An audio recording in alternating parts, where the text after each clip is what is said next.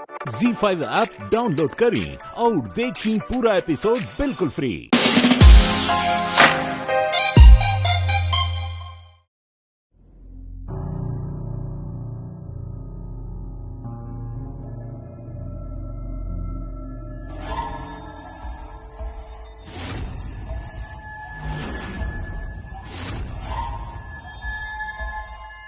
मधु aunty,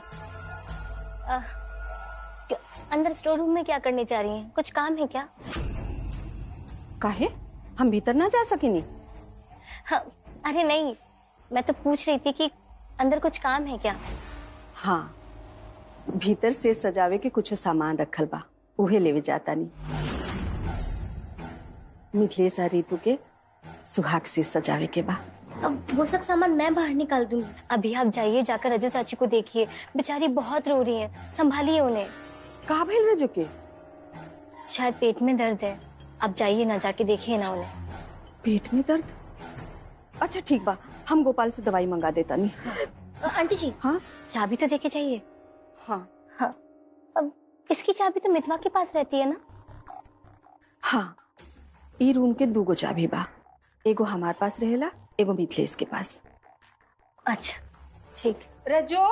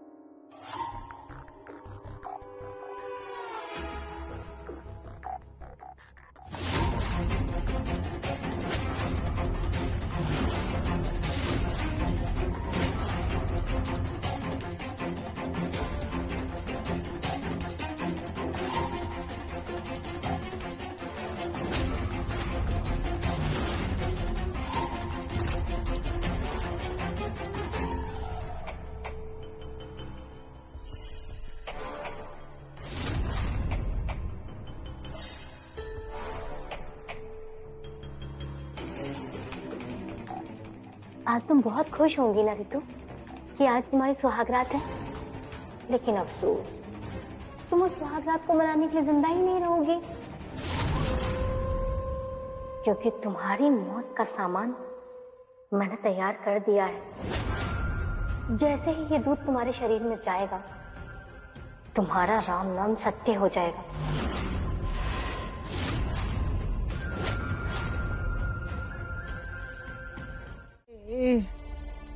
अरे बहुत दर्द होता रे दादा। अरे माई, ये कब तक ऐसे दर्द से तरपत रहूं? तू हमारे साथ चला ना अस्पताल, डॉक्टर साहब देख के अच्छे से दवाई दे दी है। अरे हम अस्पताल जाए के लायक नहीं की रे दादा, हम कोई ना जाए। तो कैसे ठीक हो बतावा तू ही। कुछ भी हो जाए, हम अस्पताल ना जाए, ना तो सब लोग के पता चल जाए कि हमरा पेट में अंगूठी बा। पहले ही से मुसीबत कम बा कि एगो और मुसीबत हम बुला ली। हमार पेट कितनो दुखाई, भोले हम चीख ले, चिल्ला ले, सब दर्द सह ले, बाकी अस्पताल ना जाए वो। अरे माई, का सोचा तारू? तू चला ना हमारे साथ अस्पताल। अरे गोपू, कहाँ ले जा रहे हो अपनी मम्मी को? मित्रा, अच्छा भइल कि तू आ गई। देखा ना, माई के पेट में कब से दर्द हो रहा बा। हम इनकरा से कहत आनी कि चला अस्पताल, तो इनकरा के जाए कि नहीं खे। अब हम तो समझावत समझावत थक गई, अब तू ही समझावा इनकरा के। कोई बात नहीं, अब मैं आ गई हूँ ना, और देखो दवाई भी लेकर आई हूँ। चाची जी ये दवाई लेंगी तो घर पे ही ठीक हो जाएंगी। तुम जाओ, आराम करो, मैं संभाल लूंगी चाची जी को। ठीक बा संगमित्रा, तनी माई के ध्यान रखिया। Thank you.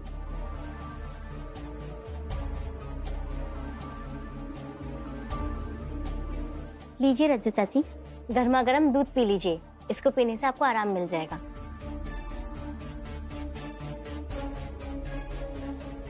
अरे वाह राजकुमारी, एक तरफ दर्द देता रू और दूसरा तरफ दवाई लेके आता रू।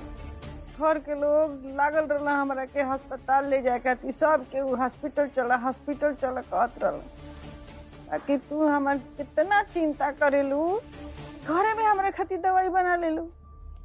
चलो जल्दी से तो कि हम पी के ठीक हो जाए, काहे कि पेट के दर्द बर्दाश्त नहीं होता हमरा से।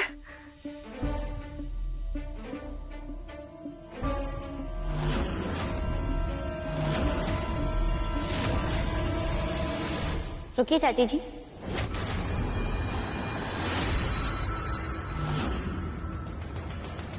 इसमें जहर है।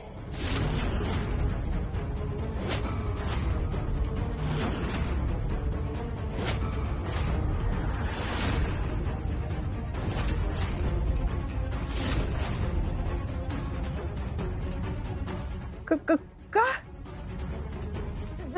जान तू हमार जान मारे आइल बड़ू का? दादा अगर मुझे आपको मारना होता तो मैं आपको ये दूध पीने से रोकती क्यों? आखिर बात का भइल नागेश जी, जरूर हमरा के एजा ले आनी। अभी हमने के घर में होके के चाहत रहे, भैया और भाभी के कमरा आधा सजा के हम लोग एजा आ गए। पता ना बुरा मान गए हुई हैं भैया भाभी। हमरा लगे और कोनो रास्ता ना रहे प्रीति, हम अपन माई के जिद के आगे मजबूर बानी। तू हमार माई के जिद के बारे में अच्छे से जानते बाड़ो ना। अरे हम पहले ही फसल बानी और ऊपर से तू मुंह फुलावे लगली। अरे मुसीबत की घड़ी में कम से कम तू तो हमारे साथ दा। अच्छा ये सब छोड़ा, तो हम लोग बतावा कि का खाए के बा, हम कुछ बढ़िया सा ऑर्डर करता है। नागेश जी हमरा की कुछ खाए के नहीं के, बस हमरा की घर जाए के बा और कुछ ना। अरे अगर घर गईला पे जब सवाल पूछे तुम का जवाब दे? हम कोई बात ना, हम कोनो ना कोनो बहाना बना ले और का। हमार दिमाग तो तनिको काम ना करत। अब तू ही बता, ऐसे मुसीबत में हम का करत? अब हम का बताई, रउए ले आयल बनी ना हेजा हमरा के, तो रउए कुछ सोची। ये हम दोनों जने के बीच के बात था, ऐसे हम दोनों जने के मिलके ही कुछ सोचे के पड़ी, तब भी कोनो रास्ता निकली। हाँ तनी एगो दिक्कत बा, हमरे घर में दूधू को दुल्हा दुल्हन बा, तो तनी हमनी के फैसला कर ले बेदा कि पहले के कुर्सी पे बैठी। अरे गोपाल, हमें फैसला करे वाली कौन बात बटे? सीधा सीधा बात बटे कि चाची और चाचा बैठे नौरी के बैठी। बाकी चाचा जी बानी कहवा? चाचा जी और भोला जी बहुत देर से लौकते नहीं की। हमरा के लागता कि दोनों ससुर दामाद बाजार गइल होखे, ई माई खातिर कोनो खास तोहफा लेवे। का माई सही कहनी ना? द के ठीक से कान खिंचाई ना तोर, तो पता चल जाई कि ते सही कहत रहे कि गलत है।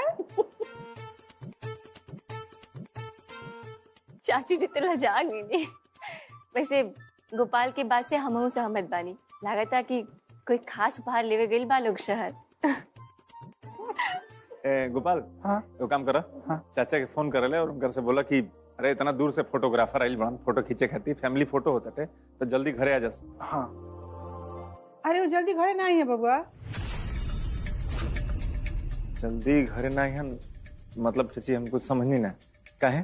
हमार बेटी चैताली बहुत मुसीबत में भी आ, वही से तार चाचा गइल बनी ओकरा के देखे ओकर हाल चाल लेवे खातिर। का चैताली मुसीबत में बानी? चैताली मुसीबत में बड़ी? एक मिनट, तो हम लोग बिल्कुल का कहते रुझा, हमारे के साफ साफ बताओ चाची क्या बात बटे? हाँ माई, का भइल चैताली दीदी के? अरे केहू के कुछो नहीं खे भाई। भोला बाबू के दिल्ली से एगो फोन आयल रहे, कहत रहलन कि चैताली आइजा बिया, जल्दी से आजा नहीं तो चैताली कोनो मुसीबत में पड़ जाई। यही से भोला बाबू चल गईलन और भोला बाबू के साथे साथ बबुआ जी भी चल गईलन। कमाल के बात बना, ये घर में इतना सब कुछ हो जाता थे और हमरा केहू कुछ नहीं के बतेले, काहे माई? अरे चिंता वाली कोनो बात नहीं खे, वो लोग चैताली के लेके जल्दी ही घर आ जाई हैं। और अब ये बात की चर्चा तू लोग मत करा। देखा तो फोटोग्राफर कब से इंतजार कर रहा था फोटो खींचे खातिर। चला सब लोग फोटो खिंचावा। रजो अब तू कैसे कुर्सी में बैठबू? बबुआ जी तो नहीं खे तो मिथिलेश तू बैठ जा और रितु तू बैठ जा। चला ठीक बेटे। रितु आओ बैठल।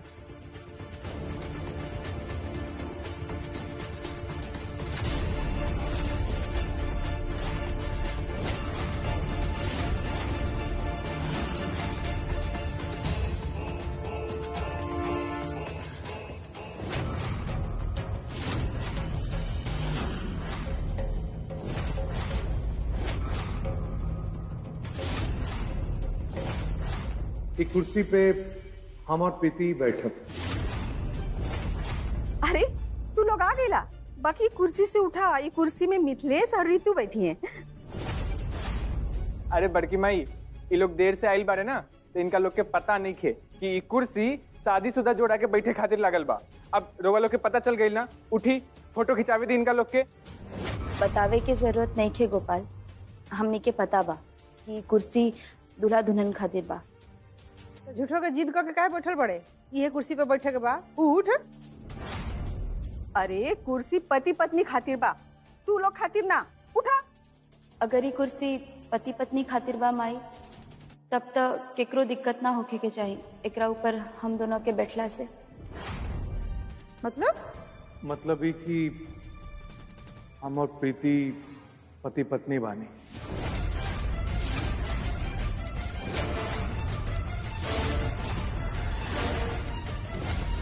बल्कि हमने तो खुश भी रहनी। अगर तू लोगन के बियाह करे के रहे तो हमरा से बता देता, हम खुशी खुशी बियाह करा देती। और तू लोगन के कहा ऐसा मजबूरी आ गई कि तू दोनों अचानक बियाह कर लेला? का तू दोनों के हमनी पर भरोसा ना रहे? बोला ना मजीब, मगर वो पे पूरा विश्वास है। और बात कुछ और बात वो कहा कि हमार माई हमार शादी अब कोनो अमीर घर की लड़की से तय कर दिले रहनी, पर हम तो प्रीति से प्यार कर लेनी। इससे मैं कोनो और लड़की से शादी कैसे कर सके नहीं। हमार माई बहुत जिद्दी बाड़ी। अगर ओकर के पता चली कि हम प्रीति से शादी करना चाहते रहनी तो हमार बात कब्बो ना मानती। कैसे हमें जल्दबाजी में कदम उठावे के पड़े। अरे तब हमनी के तारा माई खानी नहीं सन, हमनी से कहले रहता लोगिन खूब धूमधाम से बियाह करा दिल रहती सा। हम जानत रहनी है चाची जी कि अगर ये बात रवा लोग के पहले से पता रहत तो रवा लोग बहुत खुशी खुशी धूमधाम से हमनी के बियाह कर देले रहती। पर हम ना चाहत रहनी है कि बियाह में एगो परिवार होके आ एगो ना। एकरा से नागेश जी ना बियाह के समय खुश रह पाते और ना बियाह के बाद। यही से माई हम दोनों ही फैसला करनी कि हम दोनों अकेले में बियाह कर ले।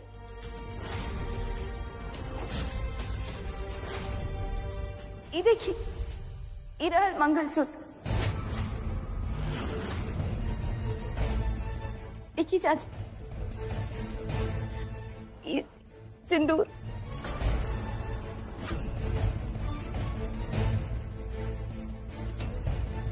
और हमार ब्याह भी पूरा रीति रिवाज से भइल बा। ये देखिए, आर्य समाज में हम ब्याह करे रहनी। ये देखिए,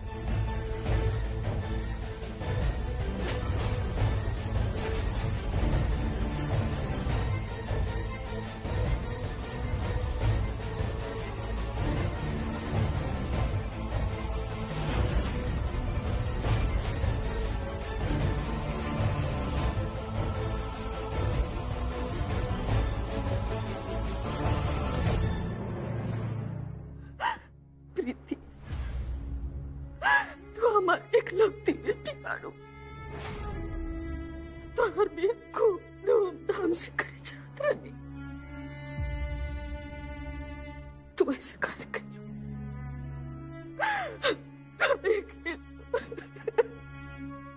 रितु, तू का कबो ई सोचले रहलू हा कि हमनी के सुहाग रात वाले रात के हमनी के एक दूसरे के दूसरा कमरा में बैठ के तेरे बितावल जी। और वो तब जो हमनी के बीच के दूरी धीरे धीरे अब मिट गई बटे। ऐसा तुम कबो सोचले ना रहनी। बाकी कोनो बात ना, कमरा तो कमरा होला ना। सच कही तो हम ई बात से खुश बानी कि आज हम रउआ साथे बानी और हमनी के एगो नया और खुशहाल जीवन के शुरुआत करे जा रहल बानी। देखा रे तू, सुहाग रात हमने के मनावल जी, लेकिन एक कमरा में ना, हमने के सुहाग रात अपन वही कमरा मनावल जी जो ना कमरा में हमने के जीवन भर साथ रह के बैठे। हाँ, और वैसे भी देखल जाओ तो तू हमने के इतना मेहनत के लिए दोनों जना मिल के वो कमरा के सजावे खातिर, तो हमने के अपन मेहनत बर्बाद ना होके दिया जी। ठीक बा, जैसन और मर्जी। हमें कुल बात तरह से एक खातिर कहता नहीं कि जौन शादीशुदा जौन जीवन होला ना, ओकर शुभ शुरुआत सुहाग रात के बादे होला। और सुहाग रात के रात पति और पत्नी दो जिस्म और एक जान हो जाले। और सच बताई तरी तू, हम चाहते नहीं कि ये पवित्र मिलन जन होके हमनी के अपना कमरा में होके, और अगर अपन कमरा के सजावट बिगड़ गई होगी तो हमनी के दोनों जने मिल के कल रात के खूब बढ़िया से सजावल जी, और कल रात के ही खूब बढ़िया से सुहाग रात मनावल जी। बस आज रात भर के बाद बटे कैसे हुए कमरा में कट लिया जाओ, कल से सब ठीक हो जाए। काहे मिथिलेश जी, भले हमनी के सुहाग रात नहीं मना सकत जा, बाकी आज हमनी के शादी के पहला रात तबा ना, और ये रात यादगार होके के चाहे। एक बात कही? हाँ बोली ना। चलिए ना हमनी के छत पे सुतल जाए, खुला आसमान में तारन के छांव में। अब छत पे सुते के मौका रोज रोज तो ना मिले ना।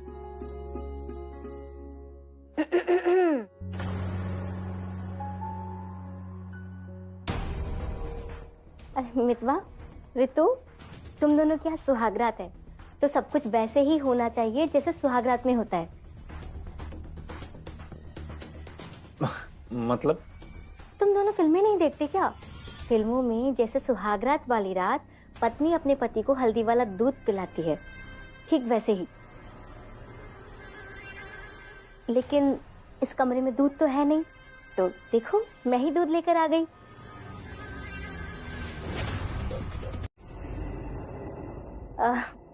मुझे पता है तुम दोनों इस रूम में कंफर्टेबल नहीं हो, इसलिए आज सुहागरात तो मना होगे नहीं, लेकिन सुहागरात में जो रस्म होती है वो तो निभा सकते हो ना। और सबसे खास रस्म होती है दूध पीने की। चलो जल्दी पियो। ना सिंह मित्रा, ऐसा कोनो बात नहीं है कि हमने के कमरा में ठीक नहीं खेलागत। अरे हमने के तो खुशी खुशी प्रीति और नागेश के अपना मन से कमरा देनी है जा। हाँ। काहे कि आज की रात वो लोग खातिर खास बाना। रहल बात दूध के, तो कोनो बात ना, हम बाद में पी ले हैं। नहीं, मुझे मालूम है अगर ये दूध का गिलास मैं यहाँ छोड़कर गई तो ये पड़ा पड़ा ठंडा हो जाएगा। तुम इसे अभी मेरे सामने फिनिश करो। चलो पियो, जल्दी पियो पियो।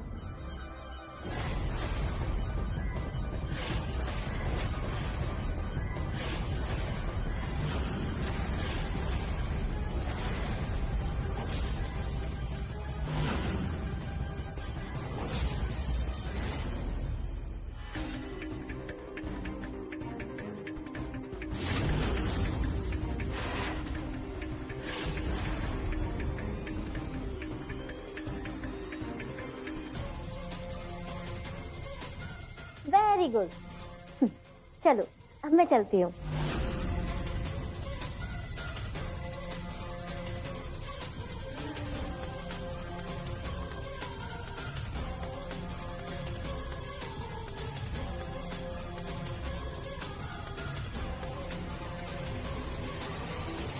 ऋतु, तारा ठीक तो लगा तनु? कुछ अजीब तो महसूस नहीं किया?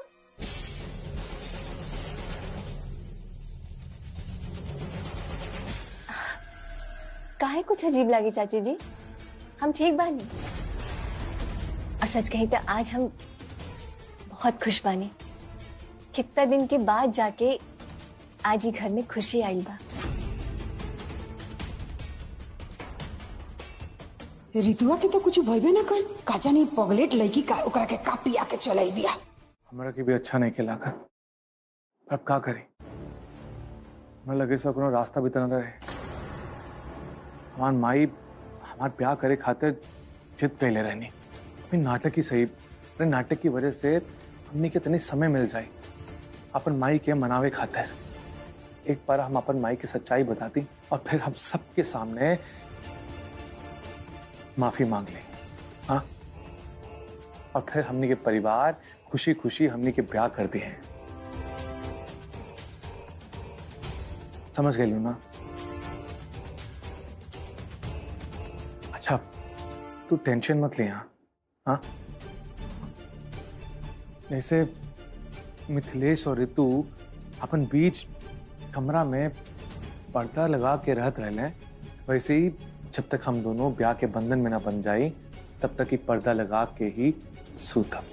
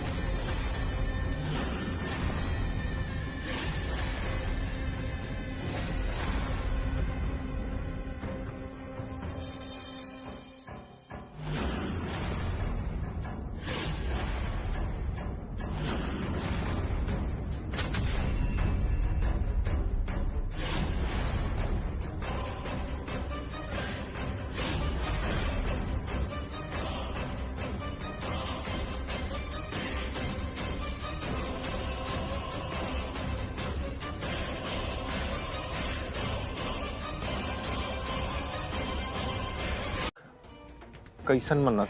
हमके कुछ समझ में नहीं आवत रहे। तू का कहल चाहत रू? जब हमने के रिश्ता ठीक ना चलत रहे तब हम भगवान भोलेनाथ से मन्नत मांगले रहनी हमने के रिश्ता ठीक हो जाए।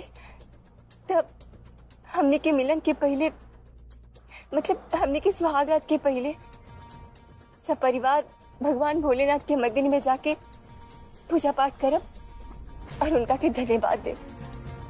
बाकी हम भुला गई रानी। शायद वही मन्नत के याद दिलावे का थी भगवान हमरा के ऐसा सपना दिखाई नहीं है। शायद भगवान के संकेत बा। हमरा के माफ कर दी भोलेनाथ। हम कालवे राउर मंदिर आए पूजा पाठ करे और धन्यवाद करे। प्लीज कल रुआ के हमरा साथे चले के पड़ी मंदिर। रवा चलब ना हमरा साथे। अरे तू यो कोनो बात बोले वाला हवे? हम तारा साथे जरूर चलब, तू बिल्कुल परेशान मत हो। हम तारा साथे चलम और हमेशा तारा साथे बने। और हम चल के मंदिर में भगवान भोलेनाथ से हरदम यह प्रार्थना करम कि तोहार और हमार जोड़ी भगवान हरदम सलामत रख ले रहा। हाँ? सब ठीक हो जाए।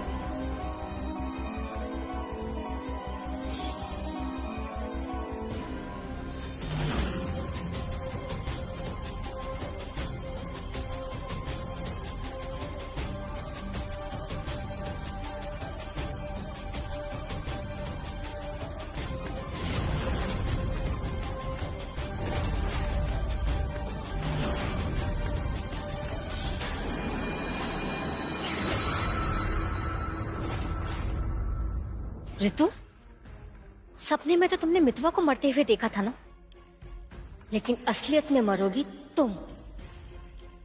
भगवान के दर्शन करने से मितवा पर आई हुई बला तो टल जाएगी, लेकिन तुम्हें मेरी बला से कौन बचाएगा? मंदिर जाने के लिए तुम घर से तो निकलोगी, लेकिन वापस नहीं लौटोगी। वापस लौटेगी तो बस तुम्हारी लाश। घर के लोग कोना खेत के मुरई ह।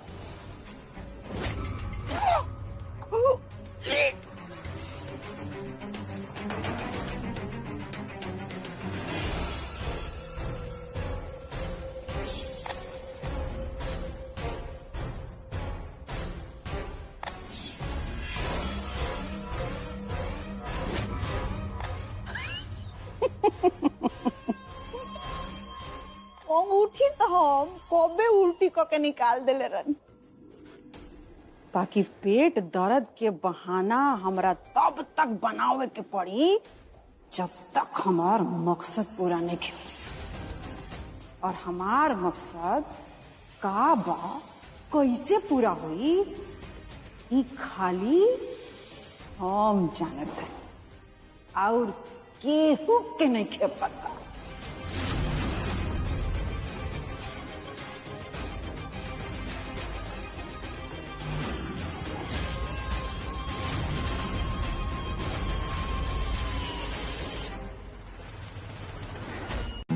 ZEE5 ऐप डाउनलोड करें और देखें कुल एपिसोड एकदम फ्री।